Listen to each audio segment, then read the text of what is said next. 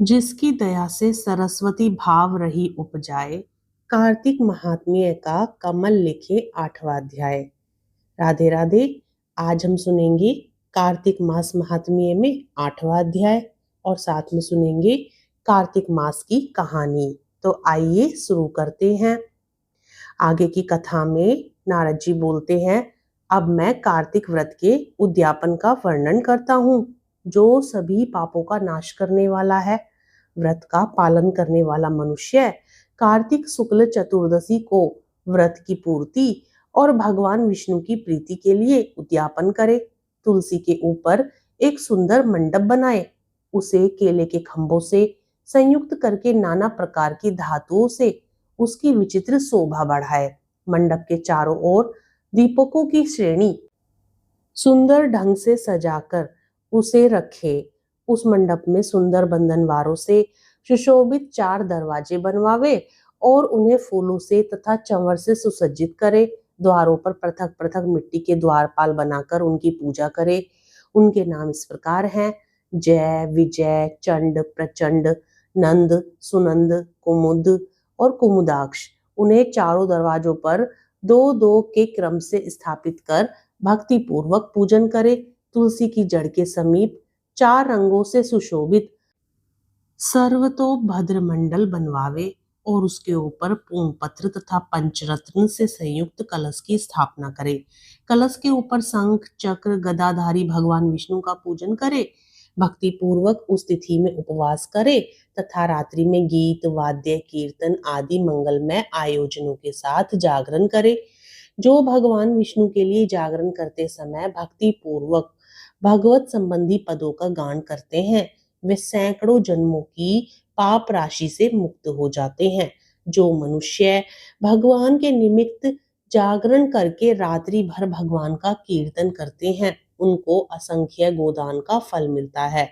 जो मनुष्य भगवान की मूर्ति के सामने नृत्य गान करते हैं, उनके अनेक जन्मों के एकत्रित पाप नष्ट हो जाते हैं।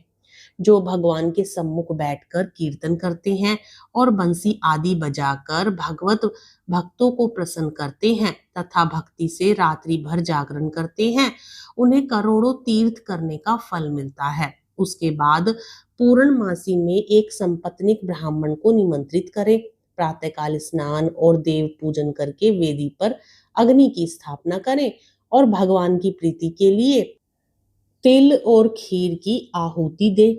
होम की शेष विधि पूरी करके भक्ति पूर्वक ब्राह्मणों का पूजन करे और उन्हें यथाशक्ति दक्षिणा दे। फिर उनसे इस प्रकार क्षमा प्रार्थना करें, आप सब लोगों की अनुकंपा से मुझ पर भगवान सदैव प्रसन्न रहें।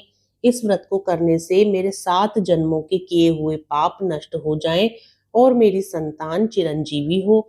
इस पूजा के द्वारा मेरी सभी मनोकामनाएं पूर्ण हो। मेरी मृत्यु के पश्चात मुझे अतिशय दुर्लभ विष्णु लोक की प्राप्ति हो। पूजा की समस्त वस्तुओं के साथ गाय भी गुरु को दान में दे। इसके पश्चात घर वालों और मित्रों के साथ स्वयं भोजन करे। भगवान द्वादशी तिथि को शयन से उठे, त्रयोदशी को देवताओं से मिले और चतुर्दशी को सबने उनका दर्शन एवं पूजन किया। इसलिए उस तिथि में भगवान की पूजा करना चाहिए। गुरु की आज्ञा से भगवान विष्णु की स्वर्णमयी प्रतिमा का पूजन करें। इस पूर्णिमा को पुष्कर तीर्थ की यात्रा श्रेष्ठ मानी गई है। कार्तिक माह में इस विधि का पालन करना चाहिए। जो इस प्रकार कार्तिक के व्रत का पालन करते हैं, वे धन्य और पूजनीय हैं। उन्हें उत्तम फल की प्राप्ति होती है। जो भगवान विष्णु की भक्ति में तत्पर हो, कार्तिक में व्रत का पालन करते हैं, उनके शरीर में स्थित सभी पाप तत्काल ही नष्ट हो जाते हैं। जो श्रद्धा पूर्वक कार्तिक के उद्यापन का महात्म्य सुनता या सुनाता है, वह भगवान विष्णु का सायुज्य प्राप्त करता है। हरे कृष्ण कृष्ण कृष्ण हरे हरे, हरे राम राम राम हरे हरे। कार्तिक महात्म्य का 8वां अध्याय संपूर्ण होता है। अब सुनिए कार्तिक मास में सुनी जाने वाली कहानी। किसी गांव में एक बुढ़िया रहती थी और उसका एक बेटा व बहू साथ में रहते थे। कार्तिक का महीना आया तो बुढ़िया ने बेटे से कहा कि वह कार्तिक स्नान के लिए जाएगी और एक महीना वहीं रहेगी। यह सुन उसके बेटे ने अपनी पत्नी से कहा कि माँ के लिए 30 लड्डू बनाकर दे दो ताकि वह पूजा पाठ कर कुछ खा सके। बहू ने गुस्से में आकर 30 लड्डू बनाकर दे दिए। बुढ़िया नदी के किनारे कार्तिक स्नान को गई और वहीं एक किनारे पर झोपड़ी बनाकर रहने लगी। बुढ़िया रोज सवेरे उठकर स्नान करती और जैसे ही एक लड्डू निकालकर खाने लगती तो हनुमान जी बंदर के रूप में आते। बुढ़िया वह लड्डू खुशी से बंदर को दे देती। इस तरह से कार्तिक का पूरा महीना बीत गया और सभी 30 लड्डू हनुमान जी बंदर के रूप में खा गए। कार्तिक का महीना समाप्त होने पर बुढ़िया वापस जाने को तैयार हुई तो हनुमान जी प्रकट हो गए। उन्होंने बुढ़िया की उस कुटिया की जगह पर एक आलीशान महल बनवा दिया। बुढ़िया का महल पूरा धन दौलत से भर गया। उसकी काया निरोगी हो गई। अन्न धन के भंडार से महल भर गया। इतना सब होने पर वह धूमधाम से अपने बेटे के पास गई।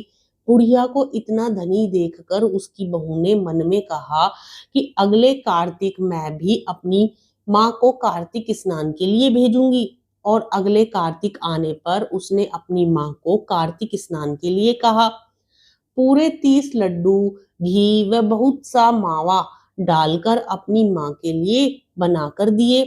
माँ कार्तिक स्नान के लिए गई और जैसे ही सुबह सवेरे नहाकर लड्डू खाने लगती तो हनुमान जी बंदर का रूप धरकर उनके सामने बैठ जाते। वह पत्थर मारकर उन्हें भगा देती और कहती कि इससे मेरा पेट ही नहीं भरेगा तो तुम्हें कैसे दूं। उसका रोज का यही क्रम 30 दिन तक चलता रहा। कार्तिक महीना समाप्त हुआ तो हनुमान जी फिर से प्रकट हुए और उन्होंने बहू की माँ की कुटिया को कूड़े कचरे में बदल दिया और उसकी माँ को डूकर बना दिया।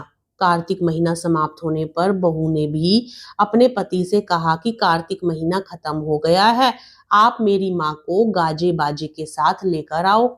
लड़का अपनी सास को गाजे बाजे के साथ लेने गया तो वहां देखता है कि कुटिया की जगह कूड़े का ढेर लगा है और उस पर उसकी सास डूकर बनकर बैठी है। लड़के को देख हनुमान जी प्रकट हुए और बोले कि बेटा तुम्हारी माँ ने सच्चे मन से कार्तिक स्नान किया है और पूजा पाठ किया है, इसलिए ही तुम्हारी माँ पर कार्तिक देवता का आशीर्वाद बरसा था। लेकिन तुम्हारी सास ने पापी मन से यह कार्य किया है और कार्तिक महीने में बेटी के घर का अन्न खाया है, इसलिए कार्तिक देवता इससे नाराज हुए हैं जिससे यह डूकर बन गई है। कहानी के बाद हाथ जोड़कर कहना चाहिए कि हे कार्तिक देवता, जैसे आप लड़के की माँ पर बरसे वैसे ही आप सभी पर बरसना। कहानी कहते सुनते हुंकारा भरते सभी पर अपनी कृपा बरसाना। बोलो कार्तिक महाराज की जय, विष्णु भगवान की जय, लक्ष्मी माता की जय। तो मित्रों, हम आशा करते हैं कि आपको आज की कथा पसंद आई होगी।